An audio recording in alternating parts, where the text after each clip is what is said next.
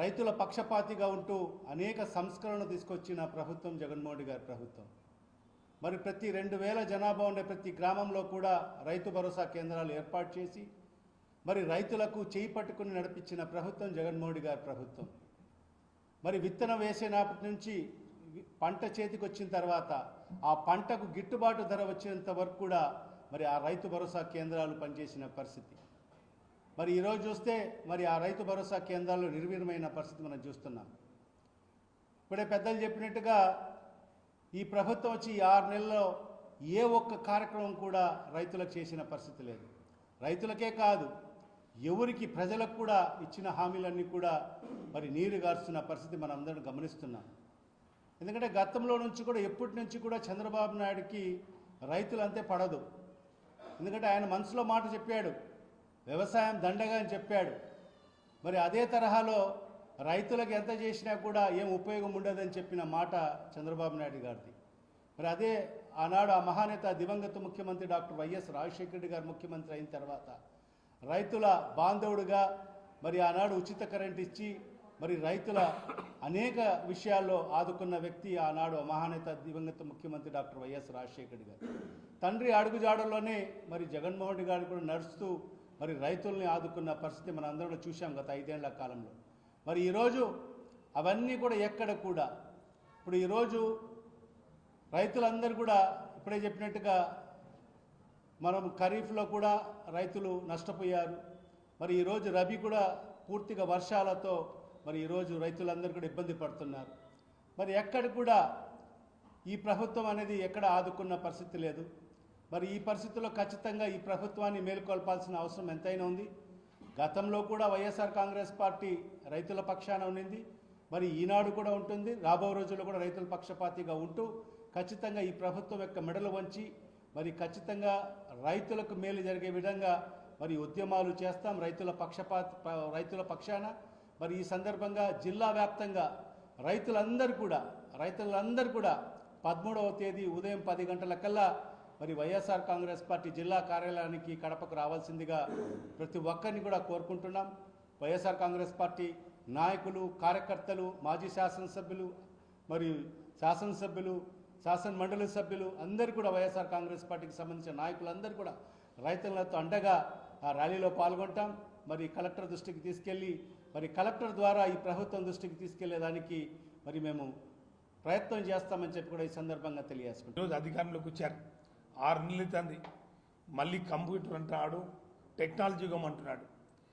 ఈ రాష్ట్రంలో వ్యవసాయం బాగుంటేనే రైతులు బాగుంటారు, టెక్నాలజీ కూడా బాగుంటుంది.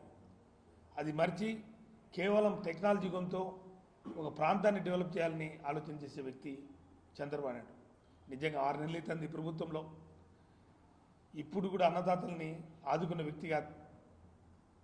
ఈ ప్రభుత్వం రాకముందు 16,000 పుట్టి ఉండేది, ఈరోజు 10,000 రూపాయలకు దిగజారిపోయింది. అంటే ఈ ప్రభుత్వం ఈ రాష్ట్రంలో 80% ఉన్న వ్యవసాయదారుల మీద ఎంత చిన్నచూపు చూస్తున్నారంటే ఈ 6 నెలల్లో ఎన్ని అబద్ధాలు ఆడుతున్నా అంటే రోజుకొక మైండ్ సెట్ ప్రజల్ని డైవర్ట్ చేసే విషయంలో ఒక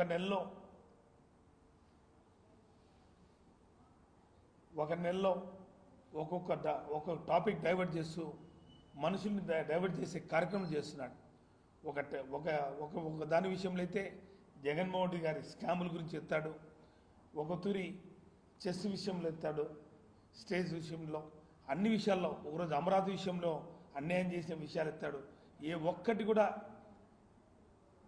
నిజం లేదు, నిందారోపణలు చేసే పనిగా పెట్టుకొని తన ఎల్లో మీడియా ద్వారా ఇంకా కళ్ళుబొల్లి మాట్లాడుతుంది. ఈరోజు కాకినాడ ఫోర్ట్ విషయంలో కూడా ఎత్తడం, మళ్ళీ ఈరోజు మనోహర్ ద్వారా బియ్యాన్ని ఇతర దేశాలకు తరలించే కార్యక్రమం, ఇది వైఎస్ఆర్ కాంగ్రెస్ పార్టీ శ్రేణులు చేస్తారనడం, అన్ని 6 నెలల్లో ఒక్కొక్క అభూత కల్పన చేస్తూ ప్రతి ఒక్కటి వైఎస్ఆర్ కాంగ్రెస్ పార్టీని నిందవేస్తూ కలయాపన చేస్తున్నారు తప్ప తాను ఇచ్చిన సంక్షేమ పథకాలు, తను పెట్టిన సూపర్ 6 వాగ్దానాలు నేను నెరవేర్చాలి అనే ఆలోచన కూడా చేయనటువంటి వ్యక్తి చంద్రబాబు నాయుడు. మొదట ఫస్ట్ అన్నదాతలకి అండగా నిలబడాలని మా జగన్మోహన్ గారు ఈ నెల 13 కింద పిలుపిచ్చినారు. ఖచ్చితంగా వైఎస్ఆర్ కాంగ్రెస్ పార్టీ శ్రేణులు రైతు సోదరులందరూ కూడా విరివిరిగా పాల్గొని ఆ ర్యాలీని జయప్రదం చేసి ఈ ప్రభుత్వానికి కన్ను తెరిపించే విధంగా మన ఈ ర్యాలీని జయప్రదం చేసిగా వైఎస్ఆర్ కాంగ్రెస్ పార్టీ శ్రేణులు పిలుపునిస్తూ రేపు ఈ ధర్నాలో విరివిరిగా పాల్గొని వైఎస్ఆర్ కాంగ్రెస్ పార్టీ నాయకులు యువత అందరూ కూడా పాల్గొని రైతు సోదరులు అందరూ కూడా పాల్గొని జయప్రదం చేయవలసిందిగా కోరుచున్నాం. పెద్దలు వైఎస్ఆర్సీపీ పార్టీ అధ్యక్షులు మాజీ ముఖ్యమంత్రి శ్రీ వైఎస్ జగన్మోహన్ రెడ్డి గారి ఆదేశాల మేరకు కడప జిల్లా వైఎస్ఆర్సీపీ పార్టీ కడప జిల్లా ఇన్ఛార్జ్ రవణ గారి ఆధ్వర్యంలో ఈ నెల 13వ తారీఖు ఉదయం 10 గంటలకు అన్నదాతగా అండగా వైఎస్ఆర్సీపీ అని కడప జిల్లాలో ఉన్న ఎమ్మెల్యేలు, ఎక్స్ఎమ్మెల్యేలు, ఎమ్మెల్సీలు, దాంతోపాటు ప్రతి ఒక్క నాయకులు, రైతులు అందరూ కలిసి ఈ 13వ తారీఖు ఉదయం 10 గంటలకు పార్టీ ఆఫీస్ నుంచి ర్యాలీగా కలెక్టర్ గారి దగ్గర కలిసి వినతి పత్రం ఇవ్వడం జరుగుతుంది. ఇప్పుడున్న కూటమి ప్రభుత్వము గత ప్రభుత్వం అంటే మన వైఎస్ఆర్సీపీ ప్రభుత్వం చేసిన పథకాలనే పేర్లు మార్చి సూపర్ 6గా అని పెట్టి ప్రజలకు వైఎస్ఆర్సీపీ ప్రభుత్వం కన్నా మేము ఇంకా మెండుగా ఇస్తామని చెప్పి ఈరోజు ప్రభుత్వంలోకి వచ్చిన తర్వాత సూపర్ 6 అనే పథకాలు పెట్టిన దాంట్లో ఏ ఒక్క పథకం కూడా ప్రజలకు ఇవ్వకుండా ఈరోజు ప్రభుత్వం నడిపిస్తున్నారు. దాంట్లో చిన్న ఎగ్జాంపుల్ ఆర్బీకే జగనన్న ఎంతో ప్రతిష్టాత్మకంగా తీసుకొని రైతులకు ఇత్తనం సరఫరా దగ్గర నుంచి మళ్ళా అవి కొనుక్కునేంత వరకు వాళ్లకు కరెక్ట్గా ఇన్ఫర్మేషన్ ఇవ్వాలని చెప్పి రైతు భరోసా కేంద్రాలు అనేసి మనము పెట్టడం జరిగింది. కేవలం వాళ్ళు దాని పేరు మార్చి ఆర్ఎస్కే అని పేరు పెట్టి ఈరోజు పేరు మార్చారు తప్పితే అక్కడ ఏ సేవా కార్యక్రమం జరుగుతలేదు. రైతులకు ఎంతో నష్టం ఈ ప్రభుత్వం కూటమి ప్రభుత్వం వచ్చిన తర్వాత జరుగుతుంది. రైతే రాజన్న మన వైఎస్ రాజశేఖర రెడ్డి గారు తర్వాత 4 అడుగులు ముందుకేసి మన జగనన్న రైతులకు అండగా నిలిచి ఎన్నో మంచి కార్యక్రమాలు చేశారు. కానీ ఈరోజు మన ఈ కూటమి ప్రభుత్వం వచ్చిన తర్వాత రైతులకే కాదు ప్రతి ఒక్క ప్రజలకు ఎంతో అన్యాయం జరుగుతుంది. కావున ఈ నెల 13వ తారీఖు ప్రతి ఒక్క రైతన్న ఈ ర్యాలీలో పాల్గొనవలసిందిగా కోరుతూ 13వ తారీఖు ఉదయం 10 గంటలకు మన వైఎస్ఆర్సీపీ పార్టీ కార్యాలయం నుంచి మనం అందరూ ర్యాలీగా వెళ్ళి కలెక్టర్ గారిని కలిసి వినతి పత్రం ఇవ్వడం జరుగుతుంది. కాబట్టి మీరు అందరూ కలిసి రావాలనేసి మనస్ఫూర్తిగా విజ్ఞప్తి చేస్తున్నాం. ఈ కూటమి ప్రభుత్వం గత 6 నెలల్లో రైతాంగాన్ని పూర్తిగా మర్చి మరి కేవలం వారి యొక్క కలబల మాటలతో ఈ రైతాంగాన్ని ఇబ్బంది పడుతున్న పరిస్థితుల్లో ఈరోజు వైఎస్ఆర్ కాంగ్రెస్ పార్టీ రాష్ట్ర అధ్యక్షుడు మరి జగన్మోహన్ గారి సూచన మేరకు మన జిల్లా అధ్యక్షుడు రవీంద్ర గారి ఆధ్వర్యంలో మరి 13వ తారీఖున 10 గంటల పార్టీ నుంచి కలెక్టరేట్ కార్యాలయం వరకు మరి ర్యాలీగా వెళ్ళి అక్కడ వినతి పత్రం ఇచ్చే పరిస్థితి జరుగుతుందని చెప్పి పెద్దలందరూ చెప్పడం జరిగింది. ముఖ్యంగా ఎప్పుడూ గతంలో చూసాం మరి చంద్రబాబు గారు ఏ రోజు కూడా రైతుకు అండగా ఉండే పరిస్థితి కూడా మనకు లేవు. గతంలో రాజశేఖర ప్రభుత్వంలో కానీ జగన్ సార్ ప్రభుత్వంలో కానీ రైతుల గురించి మాట్లాడినప్పుడు కూడా ఎప్పుడూ ఆయన అవహేళనగా మాట్లాడేవాడు. అలాంటి పరిస్థితుల్లో ఈరోజు భారతీయ చరిత్రలో ఇందాక పెద్దలందరూ చెప్పినట్టు మరి ఏ రాష్ట్రం కూడా పంటల బీమా ప్రీమియం చెల్లించి మరి ప్రభుత్వంతో పాటు కేంద్ర ప్రభుత్వం పాటు కూడా స్టేట్ ప్రభుత్వమే మరి పంటల యొక్క బీమాను అందించిన ప్రభుత్వం ఏకైక ప్రభుత్వం గత ప్రభుత్వం.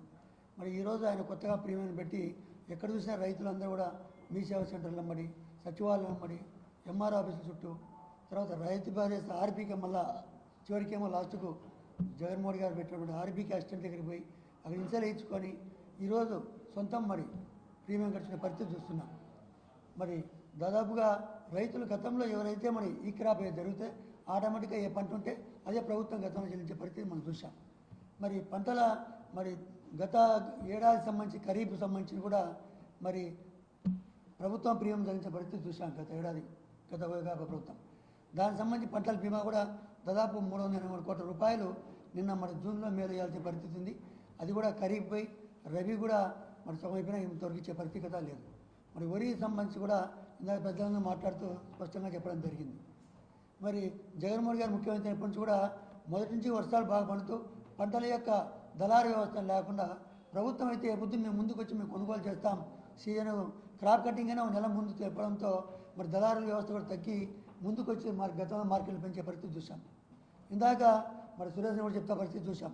పుట్టి వచ్చేసి 18,000 రూపాయలు గతంలో ఉండేది. ఈరోజు పేరుకు 10,000 అంటారు, ఆ సరికాడికి వచ్చే 9,900 కూడా కొలిచేసే పరిస్థితి లేదు. మరి ఇందాక రవీంద్ర గారు చెప్పడం, అంజబాబు చెప్పడం జరిగింది. మరి శాసనసభ్యులు కానీ మంత్రులు కానీ హైవే రూట్లో ముడిపోయి అన్ని సార్లు చూస్తూ వచ్చారు. పచ్చగుండ 30 రోజులు 25 రోజులకు సంబంధించిన పంట శనగ పంట అది మినుము. ఎక్కడైనా లోపల పోయి మినుము డామైన పంటను కానీ వరి కోసి తర్వాత అట్నే మరి ఉక్కుతా ఉండి కళాల్లో లోపల రోడ్ల మీద పోసుకునే పరిస్థితి ఉంటే ధాన్యాన్ని కొనుగోలు చేసేలాక ఈరోజు కూడా ఇప్పుడు అట్నే కుప్పలన్నీ ఉన్నాయి. దాని గురించి పోయి మాట్లాడే పరిస్థితి లేదు. మరి అధికారులు కూడా వాళ్ళు చెప్పినట్టు ఉత్సాహంగా వీళ్ళు కూడా అక్కడనే షెడ్యూల్ పెట్టి సాక్షాత్ కలెక్టర్ గారి దగ్గరికి పోయి కలెక్టర్ గారు కూడా శాసనసభ్యులతో కలిసి తిరిగి ఆయన కూడా బాగా పచ్చదనంగా ఉన్నాయి, ఇంత తర్వాత రైతులు ఇబ్బంది పడరనే పరిస్థితి మాట్లాడడం తప్ప మిగతా నిజంగా నష్టపోయినటువంటి గతంలో ఖరీఫ్లో సాగు చేసిన పంటలు ఎక్కడ క్రాప్ కటింగ్ జరిగినాయి, ఎక్కడ సాగు చేసినారు, ఆ ప్రాంతాన్ని చూసిన పరిస్థితి కూడా ఈ నియోజకవర్గంలో ఎక్కడ కూడా పోయిన పరిస్థితి లేదు. దీంతో పాటుగా మరి అన్నీ కూడా రైతాంగానికి మరి ఇందాక చెప్పినట్టు కూడా అన్నదానికి 20,000 రూపాయలు అని చెప్పారు. అది ఇంతవరకు పరిస్థితి లేదు. మరి ఇంతకుముందు కూడా గత ప్రభుత్వం 2012-13 అప్పుడు కాంగ్రెస్ పార్టీ మరి తెలుగుదేశం అలయన్స్ నడిచిన ప్రభుత్వంలో వాళ్ళు ఇవ్వనప్పుడు కూడా ఇదే శాసనసభ్యులు అందరూ కూడా అప్పుడు జిల్లా అధ్యక్షుడు రేభవన్ మన రవీంద్ర సార్ అందరూ ఉన్నారు. అదే హైదరాబాద్లో ముట్టడించి తర్వాత మన ప్రభుత్వం చేయిస్తామని చెప్పి మొదటి నాణ్యాలను ఇప్పించింది చరిత్ర ఈ జిల్లాలో దాదాపు 108 కోట్ల రూపాయలు కూడా జరుగుతూ వస్తుంది. ప్రతి ఒక్కరు తెలిసిన విషయమే. ఏదేమైనా కూడా మరి రైతులందరూ కూడా మరి ఎన్ని ఇబ్బందులు పెడుతున్నప్పుడు కూడా చూస్తున్నాం. పల్లెల్లో వాళ్ళకి ఎన్ని ఇబ్బందులు, ఒక పక్క రైతాంగము నోట మాట్లాడుకునే కూడా ఈ యొక్క కుటుంబ ప్రభుత్వంతో వీళ్ళ అక్రమ కేసులతో వీళ్ళ అరాచకాలతో ఇట్లా పక్కన చూస్తే మాట్లాడే పరిస్థితి జరుగుతుంది. గతంలో బ్రిటిష్ ప్రభుత్వం పాలన లేదు. ఇది రాబోయే నూతన సంవత్సరం నుంచి కూడా వీళ్ళకి నాంది బలహీనాన్ని కూడా సిద్ధమయ్యే పరిస్థితి జరుగుతుంది. కాబట్టి రైతులు అందరూ కూడా రేపు 19వ తారీఖు ఈ కార్యక్రమాన్ని దిగ్విజయం అని చెప్పి పేరున ఉదయపూర్వకంగా నమస్కరిస్తూ సెలవు తీసుకుంటున్నాను.